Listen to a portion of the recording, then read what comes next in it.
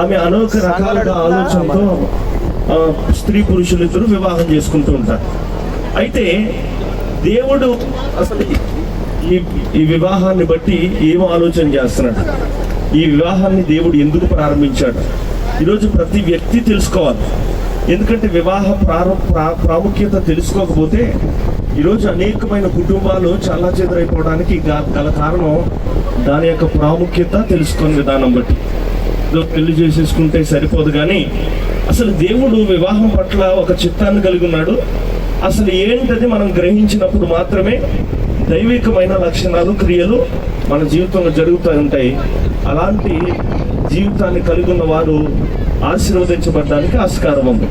కాబట్టి వివాహం యొక్క ప్రాముఖ్యత మనం తెలుసుకోవడానికి ఎక్కువ ప్రార్థన చేసుకుంటూ వధువరులిరువురు విశ్వాసకరమైన జీవితాన్ని జీవిస్తూ, అసలు దేవా ఎందుకు మమ్మల్ని ఇద్దరిని ఐక్యపరిచావు, ఎందుకు మమ్మల్ని ఈ భూమి మీదకు తీసుకొచ్చావు, అసలు మా ఇరువురి పట్ల నీ సంకల్పం చిత్తమేంటనే ఈ వివాహాన్ని బట్టి ప్రార్థన చేసుకుంటూ వారి వైవాహిక జీవితాన్ని కొనసాగించినప్పుడు దేవుడు ఒక గొప్ప ఆలోచననిచ్చి తమ జీవితాన్ని నడిపించగలిగిన సమర్థుడు. ప్రాముఖ్యంగా వివాహం ఎందుకంటే తన పిల్లలను మనకు అనుగ్రహించడానికి.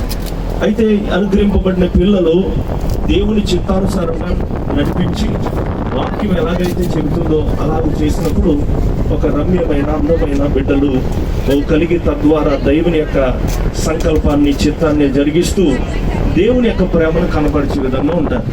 అన్న బిడ్డలను కన్నది సమయాలను దేవునికి ప్రతిష్ఠించినట్లుగా, అలాగే అకుల ప్రిస్కిల్లాలు వారి జీవితాన్ని దేవుని కొరకు సమర్పించినట్లుగా ఈ దాంపత్య జీవితం కలిగిన మీరిరువురు కూడా ఒక దేవునికి అనుకూలమైన జీవితాన్ని కలిగి అకుల ప్రిస్కిల్లాల వలె మీ వైవాహిక జీవితాన్ని దేవునికి సమర్పించుకొని హన్నా వలె మీ కుమారులను, బిడ్డలను దేవునికి సమర్పించి ఆయనకు అనుకూలమైన రీతిగా బ్రతకాలని ఆశిస్తూ, ఆకాంక్షిస్తూ, దీవిస్తూ ఈ నా మాటలు ముగిస్తూ ఉన్నా. దేవుడు మిమ్మల్ని దీవించు.